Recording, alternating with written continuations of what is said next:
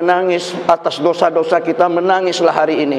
Sudahlah, kita sudah pada tua-tua. Sebentar lagi kita akan meninggalkan dunia ini. Ayo kita isi lembaran hidup kita itu dengan amal kebaikan. Sudahlah.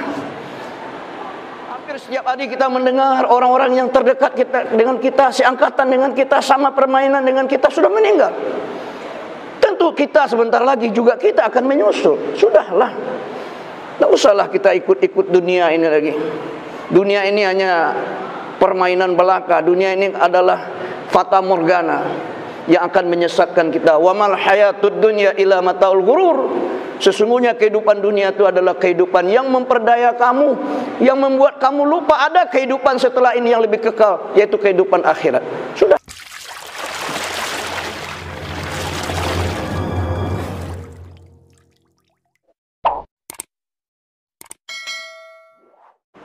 Innal hamdalillah nahmaduhu wa nasta'inuhu wa nastaghfiruh wa na'udzu billahi min syururi anfusina wa min sayyiati a'malina may yahdihillah fala mudilla lahu wa may yudlil fala hadiyalah.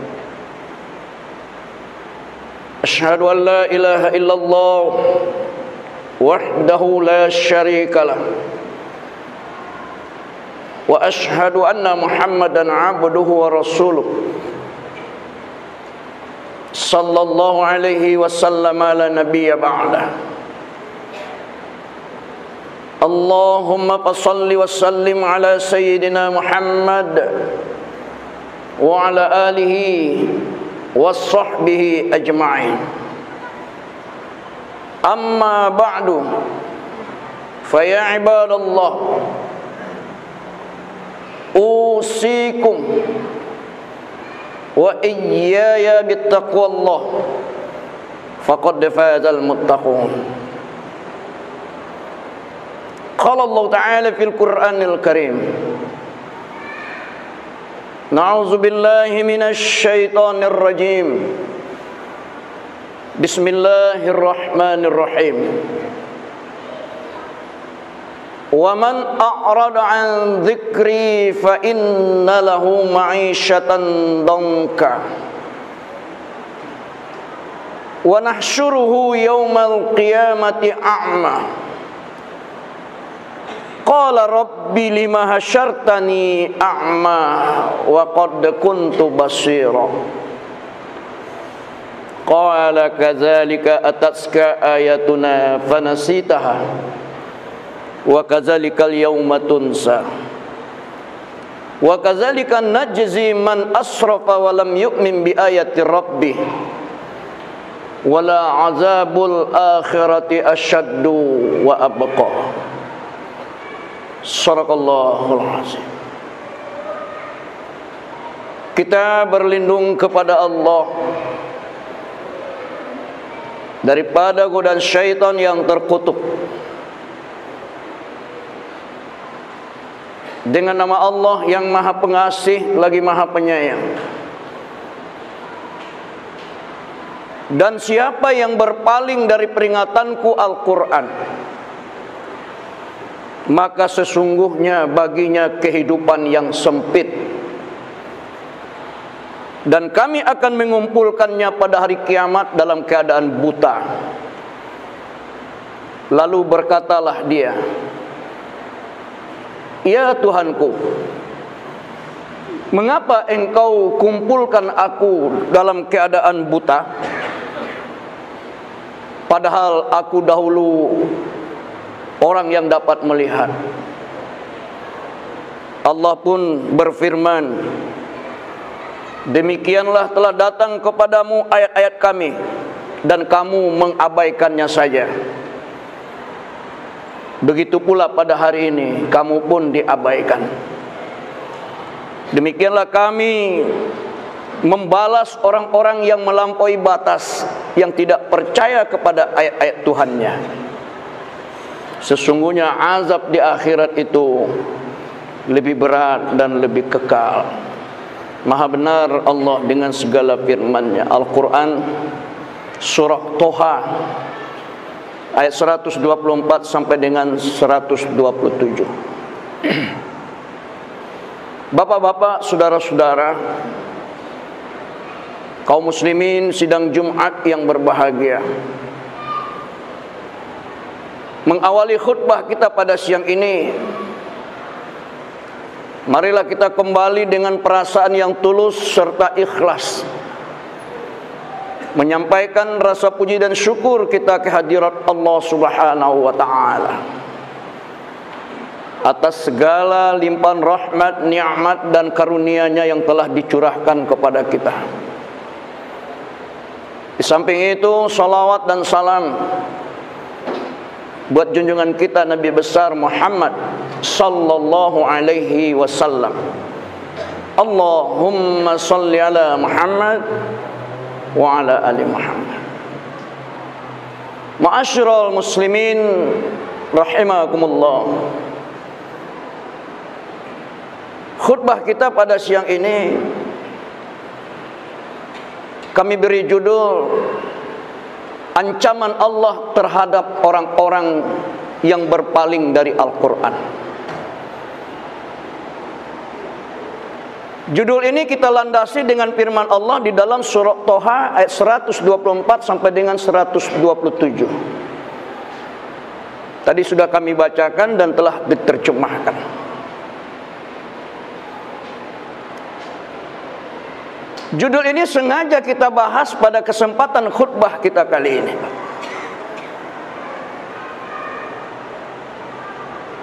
Karena dewasa ini banyak orang mengaku beragama Islam tapi tingkah lakunya, perangainya tidak cocok dengan Islam. Kewajibannya sebagai seorang muslim tidak dilaksanakan.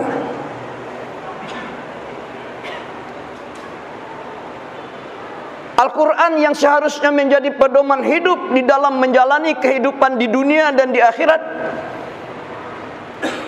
tidak mereka pedomani. Al-Quran perintahkan sholat, aqimis sholat, tapi mereka tidak mengerjakan sholat. Bahkan bangga dengan perbuatannya dengan meninggalkan sholat itu. Wa atuz zakat, Al-Quran perintahkan zakat, mereka adalah wajib zakat tapi tidak berzakat. Al-Quran melarang zina, wala taqrabuz zina, tapi hari ini banyak umat Islam yang tertangkap berzina di kamar-kamar hotel. Yang lebih menyedihkan, yang berzina itu bukan lagi anak bujang dengan anak gadis, tapi bini orang dengan suami orang. Al-Quran menyuruh menutup aurat, tapi hari ini banyak umat Islam yang mengaku beriman kepada Allah mempertontonkan auratnya di depan umum. Malah merupakan suatu kebanggaan kalau lekuk-lekuk tubuhnya itu dipertontonkan kepada orang lain. Al-Quran melarang bergunjing, tapi hari ini orang tanpa takut-takutnya dia mempergunjingkan orang. Kalau dulu gunjing itu identik dengan perempuan, tapi hari ini bapak-bapak sudah banyak bergunjing. Nah, ini namanya berpaling dari Al-Quran. Orang seperti itu diancam oleh Allah. Wa man a'rada an zikri fa inna lahu ma'isyatan donka. Siapa yang berpaling dari peringatanku Al-Quran, siapa yang tidak menghindarkan perintah dan laranganku yang ada dalam Al-Quran, fa inna lahu ma'isyatan donka, maka baginya kehidupan yang sempit. Ada yang bertanya kepada kami, Ustaz, apa yang dimaksud Allah kehidupan yang sempit? Sementara kita lihat orang kafir, orang yang tidak percaya dengan Al-Quran, orang Islam yang menghina, menginjak-injak Al-Quran, tapi ternyata kehidupannya lapang. Dari segi harta dia bahagia, dari segi hartanya banyak, tidak sempit hidupnya. Jangan sesat kita, Pak. Karena dalam Islam hidup yang sempit dan lapang itu tidak bisa diukur dengan harta. Kalau kita mengukur hidup itu dengan harta, kita akan sesat. Betapa banyak orang kaya hari ini tapi merasakan hidupnya sempit. Dia kaya tapi tidak diberikan oleh Allah rasa kaya. Apa yang ada? Barokah dicabut oleh Allah. Ini namanya hidup sempit. Banyak orang kaya mengeluh, tidak enak jadi orang kaya. Apa gunanya kaya? Harta banyak, penyakit saya banyak. Sudah habis harta saya untuk biaya berobat, tapi penyakit saya tidak kunjung sembuh. Sudah habis waktu saya untuk berobat, tapi penyakit saya tidak sembuh. Tidak ada enaknya jadi orang kaya. Saya yang punya harta tapi makanan saya diatur oleh dokter. Tidak boleh makan nasi lebih dari sekian gram karena gula darah tinggi. Dokter yang menimbang makan kita, coba bayangkan Pak, tidak enak jadi orang kaya. Kata dokter, Bapak tensinya tinggi, asam urat tinggi, jantung kroner, tidak boleh makan yang enak-enak, daging yang makanan berlemak, tidak boleh. Tidak enak jadi orang kaya Pak. Kenapa? Karena barokah dicabut oleh Allah. Mungkin barangkali cara mendapatkan harta itu menentang Al-Quran.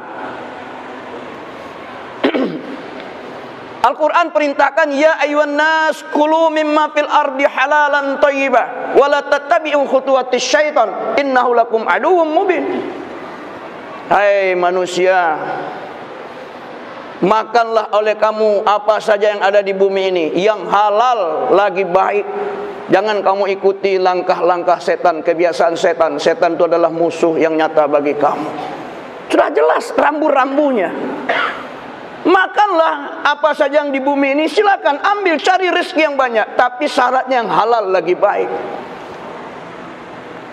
Tapi hari ini orang punya pemeo, jangankan yang halal, yang haram aja susah mencarinya zaman sekarang. Ya tanggunglah nanti dosanya, penyesalan nanti. Hidup akan sempit. Kemudian yang dimaksud hidup sempit itu ketika kita akan meninggal dunia, susah berpisah roh dengan badan. Merasakan sakit mati yang luar biasa sakitnya. Rasulullah SAW dalam hadisnya mengatakan, kata Nabi, orang-orang yang menentang Al-Quran, orang-orang yang berpaling dari Al-Quran, ketika meninggal dunia merasakan sakit mati yang luar biasa sakitnya. Seperti kain sutra yang diterbangkan angin lalu tersangkut di dahan kayu yang banyak duri-durinya. Lalu kain itu ditarik, niscaya kain itu akan robek-robek. Begitulah ketika orang yang menentang Al-Quran itu akan meninggal dunia, roh itu tersangkut-sangkut di kerongkongannya, lalu ditarik saja oleh malaikat maut. Sakit luar biasa. Itu namanya hidup sempit. Di dalam kubur, di alam barzakh, kuburnya sempit.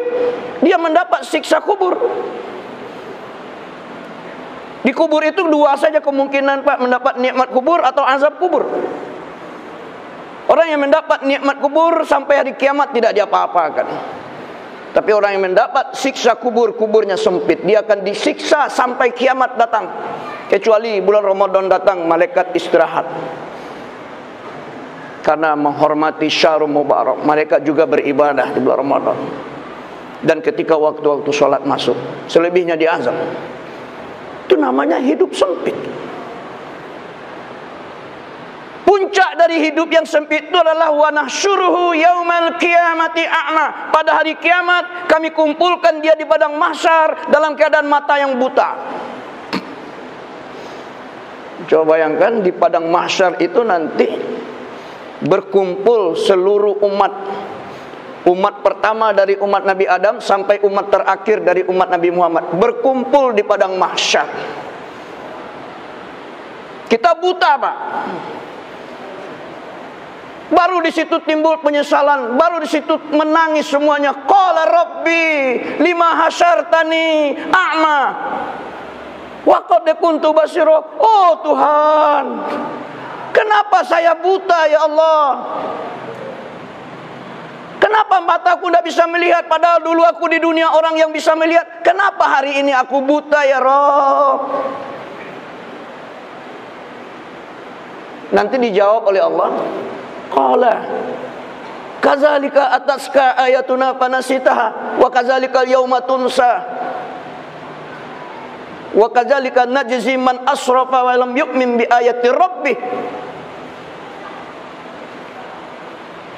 Dulu sudah datang kepadamu ayat-ayat kami, memerintahkan kamu mengerjakan itu, melarangmu mengerjakan itu, tapi kenapa kamu abaikan saja? Wajarlah hari ini kamu diperlakukan seperti ini. Wajar matamu dibutakan. Al-Quran tidak pernah engkau lihat. Perintahku dan laranganku yang ada dalam Al-Quran tidak pernah engkau lihat. Wajarlah hari ini matamu aku butakan, kata Allah.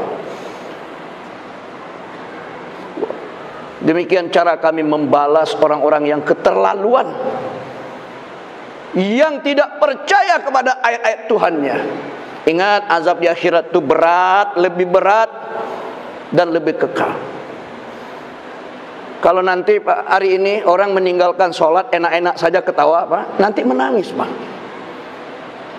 Ketika matanya buta hendak meniti siratal mustaqim, baru timbul tangisan. Qala Rabbi, oh Tuhan, andai kata aku tahu dulu gara-gara meninggalkan sholat itu mataku jadi buta, aku pasti dulu sholat ya Allah. Kembalikan kami ke dunia ya Rabb.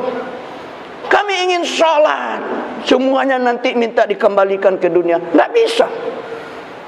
Kalau mau menangis tidak sholat hari ini, menangislah sekarang. Sebutlah apa dosa orang hari ini Pak, yang enak-enak melakukan gunjing, nanti menangis ketika matanya dibutakan Allah. Enak-enak mempergunjingkan orang, menjelek-jelekkan orang, mencari-cari kesalahan orang, besok matanya buta di hari kiamat. Menangis ketika meniti siratal mustaqim, di bawah neraka jahanam. Sedangkan baik saja mata kita belum tentu lolos, apalagi buta. Jangan enak-enak mempergunjingkan orang. Kalau ada tidak senang dengan orang, turun orang itu dengan sportif, sampaikan. Kalau tidak buta nanti, percayalah. Oh, orang enak-enak berzina sekarang di kamar hotel, gembira dengan pasangan zinanya, besok menangis ketika matanya buta. Al-Quran sudah melarang, wala taqrabuz zina. Jangan dekati zina, tapi masih berzina, besok menangis.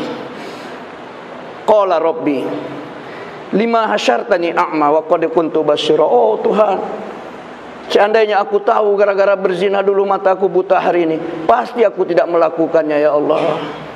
Kembalikan kami ke dunia ya Allah. Kami ingin bertobat, kami ingin berhenti berzina. Tidak bisa lagi, dunia sudah hancur Pak. Kalau mau menangis atas dosa-dosa kita, menangislah hari ini. Sudahlah, kita sudah pada tua-tua.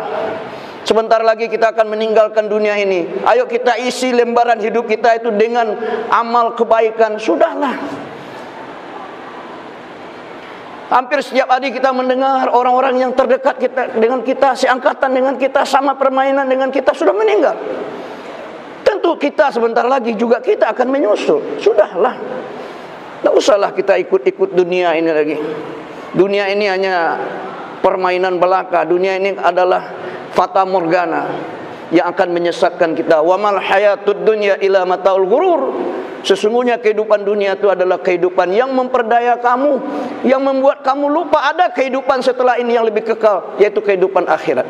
Sudah, kita fokus aja ibadah. Jangan usil dengan orang lain, urus diri kita sendiri. Ayo kita persiapkan bekal kita untuk menghadap Allah. Baru kita selamat hidup kita dunia dan akhirat. Bapak-bapak, saudara-saudara sidang Jumat yang berbahagia, inilah kiranya khutbah yang dapat kami sampaikan pada kesempatan kali ini. Sebagai kesimpulan, di dalam surah Toha ayat 124 sampai dengan 127 ini, Allah mengancam orang-orang yang tidak mematuhi perintah dan larangan yang ada dalam Al-Quran. Ancaman pertama, Allah akan memberikan kehidupan yang sempit padanya. Ketika dia berada di dunia, barokah dicabut Allah. Ketika dia akan meninggal dunia, susah berpisah roh dengan badannya. Yang ketiga, ketika dia berada dalam kubur, kuburnya jadi sempit. Yang kedua, ancaman Allah, Allah akan mengumpulkannya di padang mahsyar nanti dalam keadaan buta. Mudah-mudahan khutbah yang singkat ini bermanfaat. Fa'tabiru ya ulil absar la'allakum turhamun.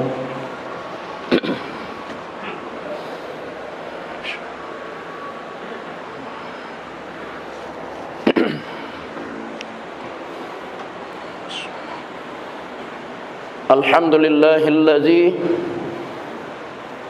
arsala rasulahu bil huda wa dinil haqq liyuzhira 'ala ad-dini kullihi walau karihal musyrikun.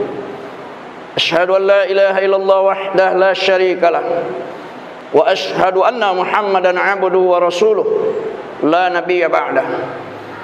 Allahumma shalli wa sallim ala sayyidina Muhammad wa ala alihi wa sahbihi ajma'in.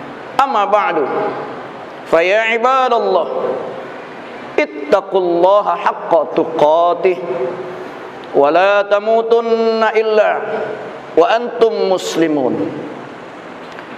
Qala Allah ta'ala fil Qur'anil Karim, na'udzu billahi minasy syaithanir rajim. Bismillahirrahmanirrahim. Wal 'ashr innal insana lafi khusr illa alladzina amanu wa 'amilus shalihat wa tawassaw bil haqq wa tawassaw bis sabr. Innallaha wa malaikatahu yusholluna 'alan nabi ya ayyuhalladzina amanu shallu 'alaihi wa sallimu taslima. Allahumma shalli ala Muhammad wa ala ali Muhammad kama shallaita ala Ibrahim wa ala ali Ibrahim wa barik ala Muhammad wa ala ali Muhammad kama barakta ala Ibrahim wa ala ali Ibrahim fil alamina innaka Hamidum Majid. Allahumma ighfir lil muslimina wal muslimat wal mu'minina wal mu'minat al ahya'i minhum wal amwat innaka sami'un qaribun mujibud da'wat ya qadir hajat. Rabbana zalamna anfusana wa illam taghfir lana wa tarhamna lanakunanna minal khasirin. Rabbana atina fid dunya hasanah wa fil akhirati hasanatan wa qina azabannar. Ibadallah, innallaha ya'muru bil adli wal ihsan wa ita'izil qurba wa yanha 'anil fahsya'i wal munkari wal baghi ya'izukum la'allakum tadhakkarun wa la dzikrullahi akbar.